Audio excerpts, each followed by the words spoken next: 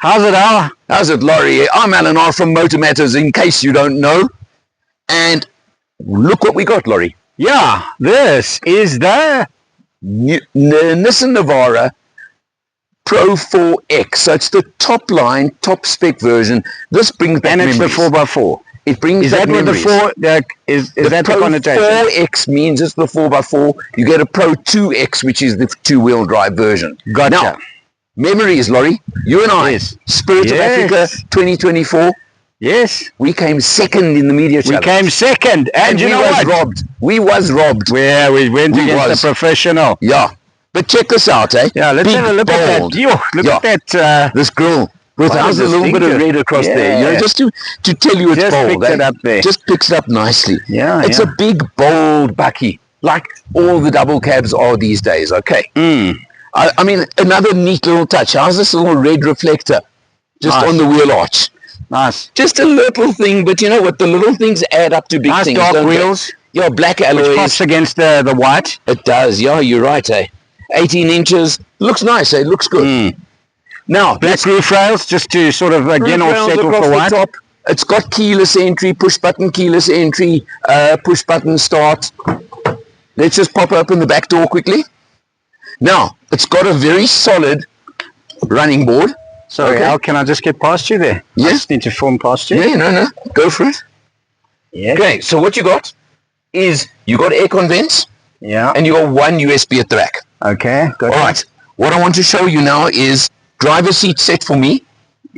Okay, the sit behind self-test as they call it. I've got space. I mean, that one's set right back. Yeah. Still decent room. Note again, because it's the Pro model, so you've got the nice stitching, the nice effect over here, a little bit of red along the way. Classy. I mean, this is yet another example. And there, as you're stepping down, I see it's got a nice little sidebar. What do you call that thing? What? Down there, your running board. The running board. Yeah. No, it's a nice solid one. Okay, what's wrong with my brain this morning? And then you come around the back, I mean, big, bold tail lights, things like that. Very bold, very bold. Ooh. Okay, it's locked. It's locked. Why is it locked? Shouldn't be locked. Let's unlock it. It's got a tow bar, obviously, but... Got a tow bar. Yeah. Okay, well, let's do it this way then. Now, into the buck. What is interesting... Nice deep buck, eh? Exactly what I was about to say. You're preempting me again. Sorry, man. The buck is deep. Mind. Hey, how many Allens in this buck, Laurie? A few. Quite a few, eh? Yeah. Because look here. Look here. It's 3.5. I can virtually lie flat. Yeah. Okay, virtually. Yeah. I mean, I could sleep in this buck. That's the point. Okay, quick question. What are those things over there? Okay, these are tie-down rails. Okay. So you've got lacquer strong tie-downs. Oh, nice. This is, because you haven't got a canopy of any sort on it, whatever. So you've got to have good tie-downs. Yeah, no, that's good. I mean, the first thing I would do with any bakkie is I would line the load bin. Yes. Have to tell you, I would not want it. Rubberize, yeah. And look at this massive brake light over here. Yeah, is that a window at the back? That's a little window, and there's a button on the dash to open and close it. So it's an electric window. Nice. How's that? Yeah, very nice. Under the bonnet. Sorry, let me pan up to you. Yes. Under the bonnet, you got a 2.4 litre 4-cylinder turbo diesel. Yes. 140 kilowatts. Wow. 450 Newton meters. Yeah, that's not bad at all. Pretty good. I mean, it's in the ballpark of all its competitors, okay? Yes. 7-speed automatic gearbox. As I said, this is the 4-wheel drive version, so it's selectable 4-wheel drive. 7-speed auto, smooth, comfortable, relaxed. Yeah. Is there anything you want to show in the front? Well, we're going to have a look inside in a minute. Okay, cool. Oh, we're out on a nighttime cruise for a change, just because we like to do that sometimes. And I can tell you now, the Navara, maybe it's been around for a while with minor updates, but it feels solid, it feels planted on the road, and I have to tell you, a particularly smooth ride, even though we haven't got a load on the back. And that's something not every double cab bakkie can actually achieve, is giving you good ride quality. Pro4X means it's got 4x4 hardware, selectable little knob down here. You'll see it better when we do the full video, interior of the video later on, but you can just turn the knob to select what you want. Got a diff lock, got all the features for 4x4ing. Now Laurie and I did the Spirit of Africa in this last year, so I know it's capable of 4x4ing. I'm more interested in seeing what this is like as your luxury-ish double cab, giving you everything you want, auto box. You've got a relatively small infotainment screen in the center over here, but it is built into the center stack, not stuck on top of the dash, which you know I do like. And you've got leather or artificial leather trim, so it does rank up with the upper spec double cabs, as there are so many of them around these days. And I just want to see, and I'm feeling, what is it like to live with as a long term? Would I select this one? There's so many others. Which one would you choose? Would be the question I'd always have to ask. Okay, Al. Yeah. Here we are in the front. I'm sitting behind the wheel. Yeah. Now, one thing you've got to keep in mind, the Navara is a slightly older model that's been around for a bit longer than some of the competition. Quite right, yeah. But you know what? Tried and trusted is often better. So Yeah. that's not a negative in itself. Where it does show is, for example, the instrumentation is not as like electronic and TFT as some of the new ones, and your screen here is a lot smaller than some of the newer ones. I mean, I'm pointing out things that are not Automatic gearbox? automatic gearbox, 7-speed, easy, smooth. You got the manual override if you want. What's the drive like? The drive is good, but it's not quite up at the top of the game Echelon, with some of the new guys. Okay. You know who I'm talking about? Yeah. Yeah, it's not quite there. Yeah. But you've got an engine that's been around for donkey's years. Mm-hmm. That will go for donkey's years. Yeah. Okay, it's proven. Yeah. The point is the word proven. Yeah.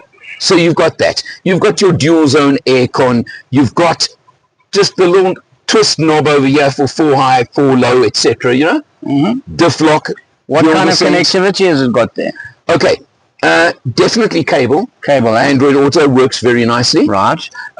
So I've been using it with cable. Doesn't have an inductive charging pad, for example, but I mean, I don't think that's a big deal. So what? You know? And it's got an old-fashioned handbrake. Again, doesn't matter. The Triton has also got one. Yeah, it actually, has. the latest edition Triton has got a Old-fashioned manual handbrake. quite strange, Instead of the electronic parking brake. part of the alliance. There you are. Yeah, probably. Look, you can notice the slightly clattery sound of the engine. Yeah. When you We can hear it. Probably won't hear it on camera, but we can hear it. But with the door open as well. With the door closed, you don't notice it as much. I mean, look, we drove long distance in one of these as well, remember? Yeah. We managed to almost get a speed fine. Yeah, almost. But, you know, so just for example, I'm saying nothing wrong, really. In fact, we were traveling 4 up. You remember? We were. Yeah, with luggage on the back, the whole lot. So really, you've got to take that into account. No, you've got cruise control. Look, it hasn't got active cruise control, but it's got cruise control. And bear in mind, we're at altitude as well. So it actually can go. But I'm saying the cruise control is not active, but there's cruise control. You've got blind spot warning. You've got all those sort of things. So it is the top spec. Now, I always say to people, if you're looking and you're not going to use the 4-wheel drive, there's the Pro 2X available. Yeah, price difference? 60,000 Rand. Wow. It's a lot. Yeah, so, you know, people sometimes are silly. They automatically buy a 4x4 and then they never use it. Well, that's the point. Where they could actually get a cheaper option to go for a 2X. Well, it's 60 grand cheaper to buy. It's also, by definition, the 4x4 is going to be heavier on fuel. Correct. And talking fuel, by the way, I got it into the upper 7s on a highway cruise, and I'm averaging 9.2 for the test. Yeah, that's not bad. Well in the ballpark again. Well in the ballpark. Yeah, I mean, it's really no better or worse than any other competitor. Quite right. Now, talking competitors, let's talk competitors for a minute. You've got the 2 big boys up top of the market, right? Which, of course, is the Hilux and the Ranger. Yeah. Then you've got the Isuzu, which I put equivalent to this. The Isuzu and the Triton. Much softer than this. I'm sorry, that's my hand snapping here. Yeah. Much softer. Yeah, but those two are like they're the 3. The Isuzu, the Triton, and this are the next tier, I'll call them. I was going to say, put the Triton in the mix there for sure. Now, they're all in the same price bracket as well, and they're all a good 150,000 rand cheaper than the top two. Quite right, yeah. Which is an interesting factor, right? So do you want to pay 150 grand, like 20% more for bragging rights? Yeah. You know, some guys will. Of course they will. And it's a subjective thing, and some guys won't. 100%. But you know what? You can't go wrong with this this bad boy. No way. No way will you go wrong. 844,000 rand for this one. 782 for the Pro 2X. Another question. Is there a new gen coming out? Is there a new iteration?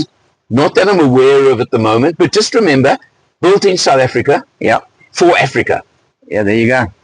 And actually, you know what? When we went to the factory, they told us that a lot of the stuff, a lot of work was done on local conditions. Correct. To make it ready for local conditions. So that's a big thing. Look, you know what? I think what are you looking at? It deserves better sales than it's doing. Yeah, definitely, huh? It really does. Definitely. It's not. Nissan has definitely put a big push behind it for this year, and I just hope that it is paying dividends. I don't know. I haven't seen the numbers or figures. No. But they're doing like 400 odd units a month. Yeah, they should deserve to do 750, 800 if you ask me. Yeah. So that's it. That's the Navara for you, the Pro 4X. Good one. Says, for MotorMatters, I'm Eleanor. See you next time.